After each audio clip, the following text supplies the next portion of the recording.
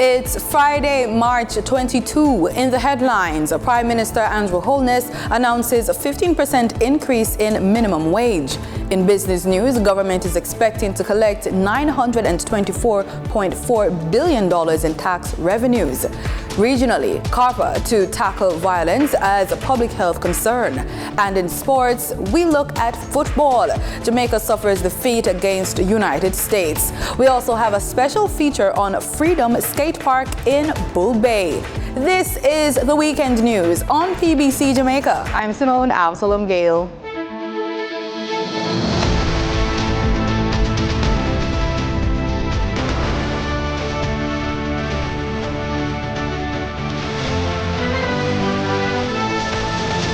The national minimum wage will be increased to $15,000 per week from $13,000. The announcement was made on Thursday by Prime Minister Andrew Holness as he concluded his budget debate presentation in the House of Representatives. He says this will come into effect on June 1, 2024. The increase in the minimum wage represents a 15% adjustment. We thought about it very carefully and thought it was necessary to do to keep the working class and our poorest abreast with inflation. He also announced that the minimum wage for industrial security guards will move from $14,000 per week to $15,000 as of June 1. As we campaigned and we've moved around the island, it was clear that many of our working poor were having it really difficult. A young lady during the campaign, she stopped me. We were in Rosetown, and she said, "Prime Minister, you can't increase the minimum wage." And I said to her, "But we just increased the minimum wage by nearly 40%, 50%. And she said to me, "Prime Minister, when I get my pay, it just can't manage." So there is, and we must acknowledge it, certainly at the lower ends of the society, in terms of the working poor, real challenges with making ends meet. A trust fund is to be established to benefit underprivileged Jamaican children. Prime Minister Andrew Holness made the announcement during his contribution to the 2024-2025 budget debate in Parliament on Thursday. The Jamaica 60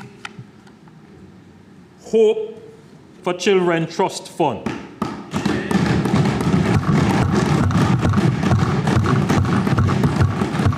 Madam Speaker, the purpose of the fund is to help to close the wealth gap and address the issue of intergenerational poverty by creating a trust account specifically catered to vulnerable children. He says the money will be accessible when they become 18 years old.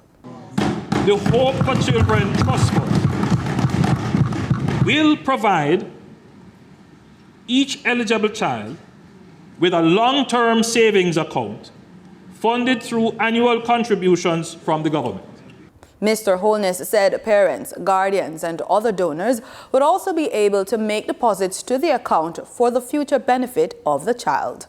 Any child in Jamaica born on or after the 60th anniversary of our independence, that is August 6, 2022, who is part of the PATH program, meaning that they are born into a PATH household, or they are a ward of the state, will be eligible for this.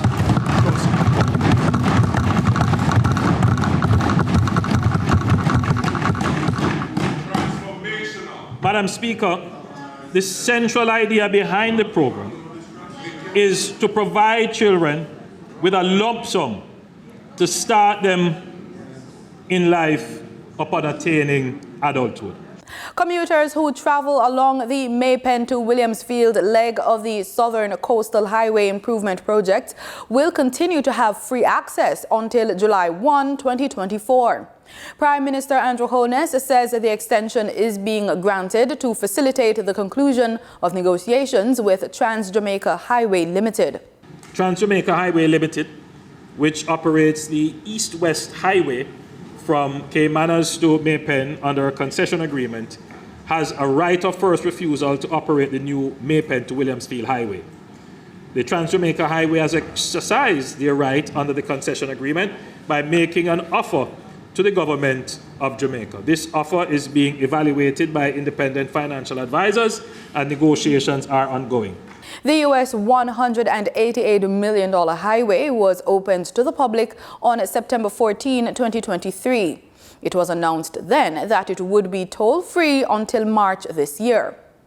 The 28 kilometers of four-lane rural arterial divided highway from Maypen to Melrose Hill, Manchester, also boasts an upgrade of approximately 5 kilometers of the existing Melrose Hill bypass to a four-lane rural arterial divided highway. Private sector interest is growing in developing land along the corridor for housing and agriculture, and we're seeing great opportunities for economic growth. The security forces and the fire brigade have also welcomed this vital artery. In the meantime, the Prime Minister reminded that the government intends to move further westward from Williamsfield in Manchester to Hodges in St. Elizabeth. This extension will also include a northern Mandeville bypass, a spur tree bypass, and I know a lot of people will be happy for that. A spur tree bypass, a Southfield bypass, and a Black River bypass. Value engineering exercises have been performed to reduce the project cost. Mr. Holness made the announcements while presenting his contribution to the National 2024-2025 budget debate in Parliament on Thursday. Despite public concern, the Statistical Institute of Jamaica, Statin, has not outlined a timeline for payments owed for the recently concluded 2022 population and housing census. Director General at Statin, Carol Coy, sought to provide an update on the payments during a virtual press briefing on Thursday. Some census workers have expressed concerns regarding remuneration. With the completion of the main data collection by contract workers, efforts are now focused on the processing of all outstanding payments to census workers. This process is taking longer than anticipated for several reasons, including the fact that some census workers have not completed the processes needed to facilitate payments. For those yet to be compensated, the non- and the partial submissions or inconsistencies of the visitation record, which is a critical part of the data collection process, pose a significant challenge. She said that once visitation records are completed and tablets which were assigned to workers returned, all final payments will be made. Visitation records are documentation of all buildings and dwellings visited. Time now for the business report with Denise Williams.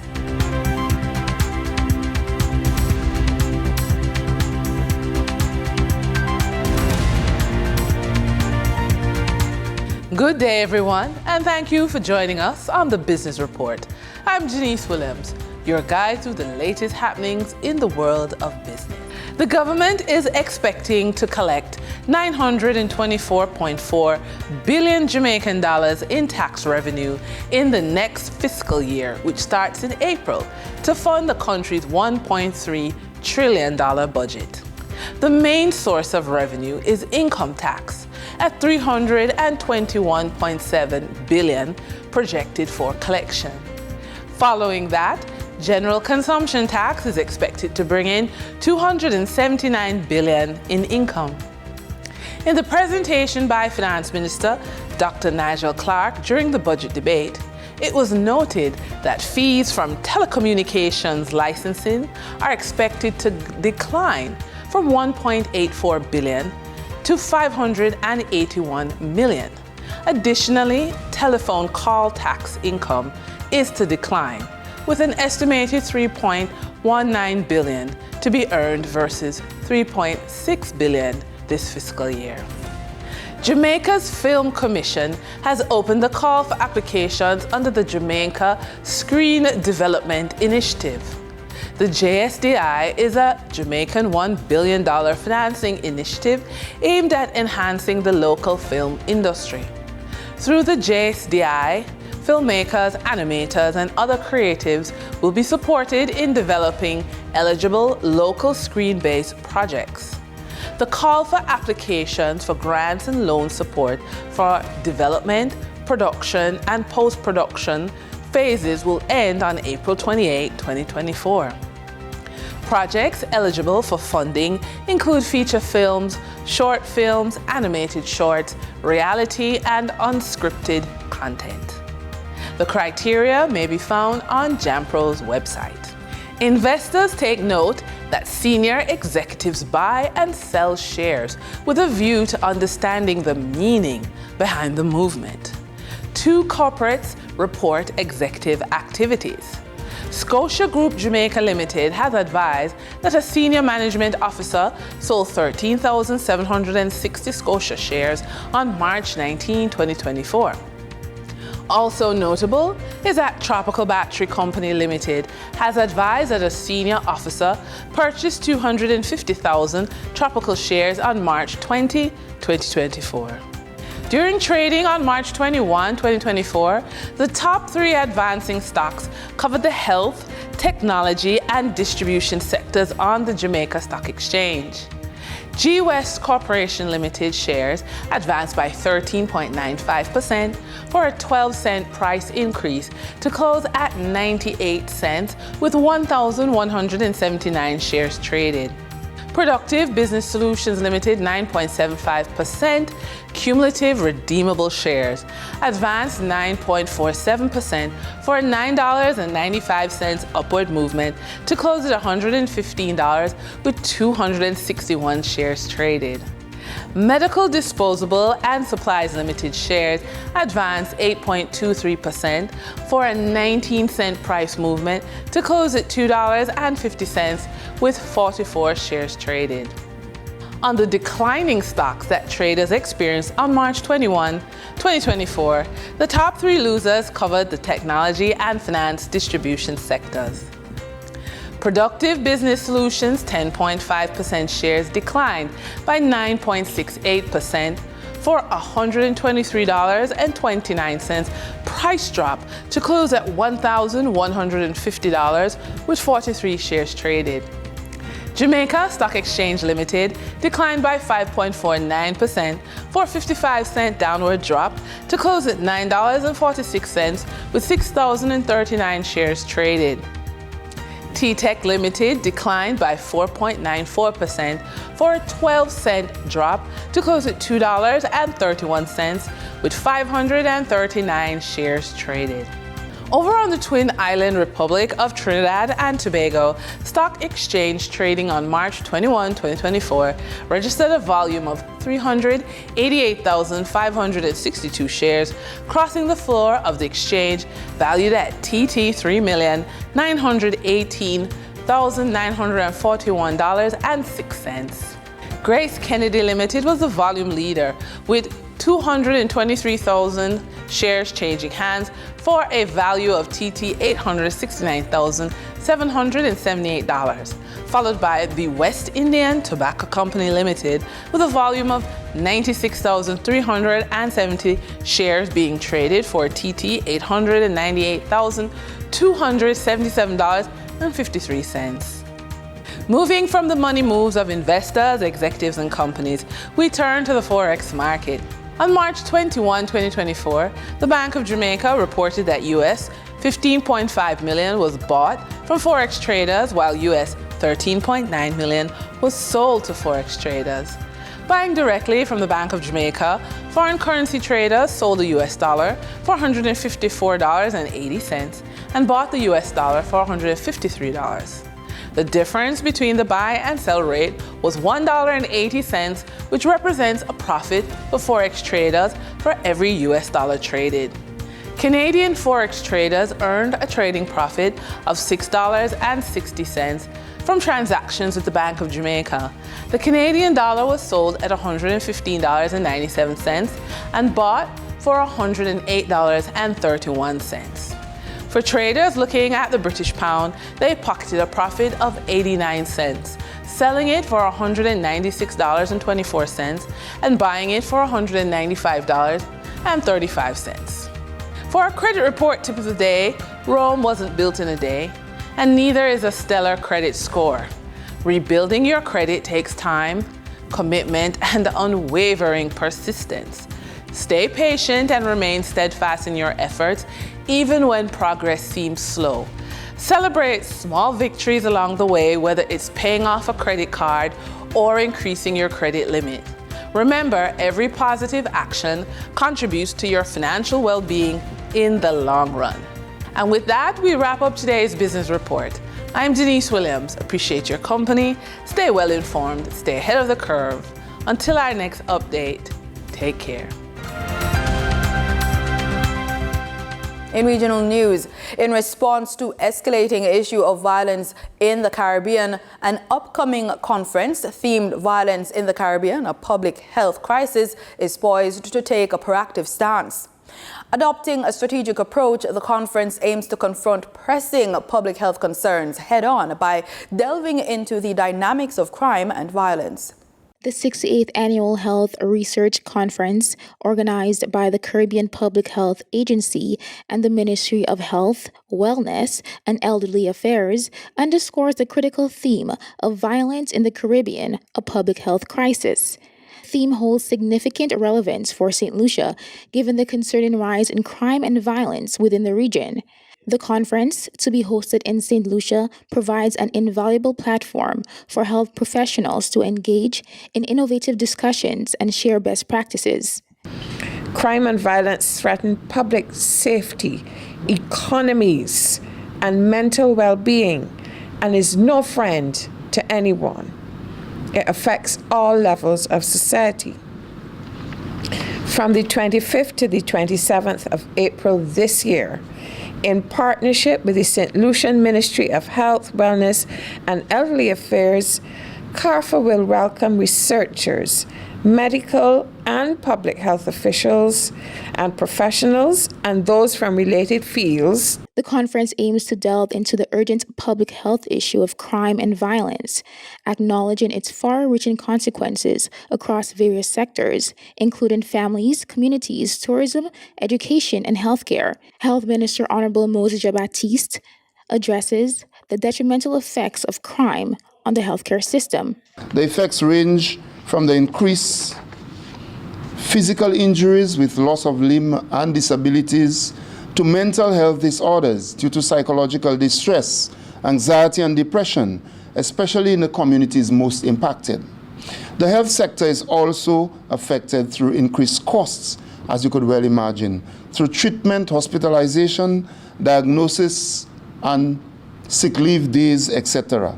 There is full solidarity between Africa and the Caribbean on the issue of reparations. So says Vice Chancellor of the University of the West Indies, Professor Sir Hilary Beckles. With the year 2025 being declared the year of reparations by the African Union, Sir Hilary says diplomacy is needed to ensure it is achieved. He declared during a hybrid symposium on strengthening cooperation between African and Caribbean states facing the challenges, creating solutions that the 21st century will be one of reparatory justice. This is now the moment, 200 to 300 years to arrive at this crossroads, where we now have available the state power, institutions, ideologies, and intellectual constructs. We now have all of this to do the work, to now build the enterprise of global Africa. And global Africa is a concept that will need future articulation. The 38th session of the Food and Agricultural Organization Regional Conference for Latin America and the Caribbean concluded on Thursday and provided a vital opportunity for regional officials to address challenges and work together on solutions for food security and agriculture. Minister of Agriculture Zulfikar Mustafa on Thursday lauded the successful conclusion of the 38th session of the Food and Agriculture Organization FAO Regional Conference for Latin America and the Caribbean, LARC 38, held in Georgetown, Guyana. At a closing press briefing held at the Artichon Conference Center, Mustafa highlighted the conference's focus on strategies for building resilience and sustainable food systems. Themes discussed at the conference include environmental sustainability, economic resilience, social inclusion, and technological innovations. The outcome of LARC 38 will play a vital role in advancing food security and sustainable agriculture development in Latin America and the Caribbean. He also announced that Guyana will chair LARC for the next 2 years, and a task force will be established to work with regional partners to implement the recommendations and decisions made during the conference. Recommendations included crucial areas such as financing, equal trade, facilitation, and equal access to fishing for small island developing states. Financing is a very important area. Many countries, small island developing states especially, are looking for financing. And they have called on the FAO to facilitate, not to give the financing, but to facilitate financing, for example, like the multinational institutions. What CARICOM has been doing, a model where, like our president had the Republic Bank, would have made $100 million as soft loan for agriculture development. These small island developing states are calling like that they need financing. They are looking also to help in terms of equal trade, so that FAO can facilitate these trends. Meanwhile, Assistant Director General for Latin America and the Caribbean, Maria Lubikin, highlighted that coming out of the conference, the FAO's focus is on efficient production, food security, climate change adaptation, and poverty reduction in the region. Some very clear guidelines for the future. For example, all the issues about global and regional food security and nutritional look. For example, finance and end hunger for today or for tomorrow. All the aspects that link with the fight against food and loss and waste through technological innovation. In sports, we kick off with football. The United States defeated Jamaica 3-1 in extra time to reach the final of the CONCACAF Nations League in Texas on Thursday. It was a major disappointment for Jamaica, who had led 1-0 from the opening minute of normal time until conceding a controversial equalizer with what turned out to be the last kick of stoppage time after 90 minutes.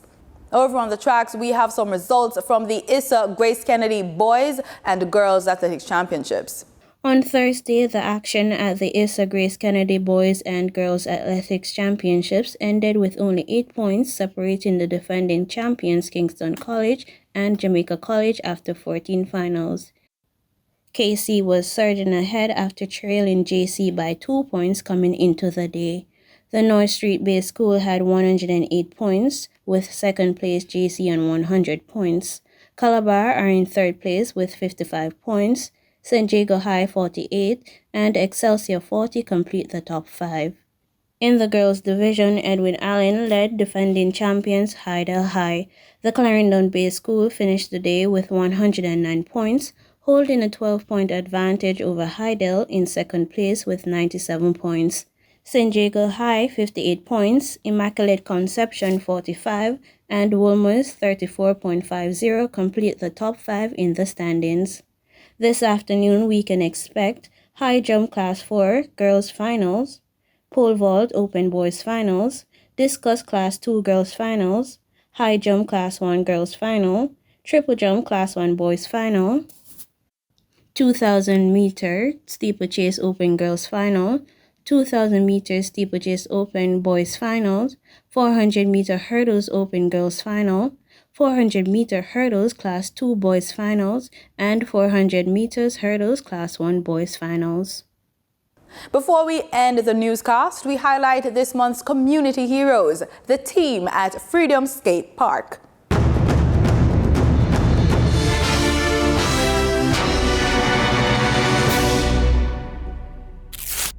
Freedom Skate Park is located in Bull Bay, adjacent to the Bull Bay Football Club, approximately 8 miles outside of Kingston.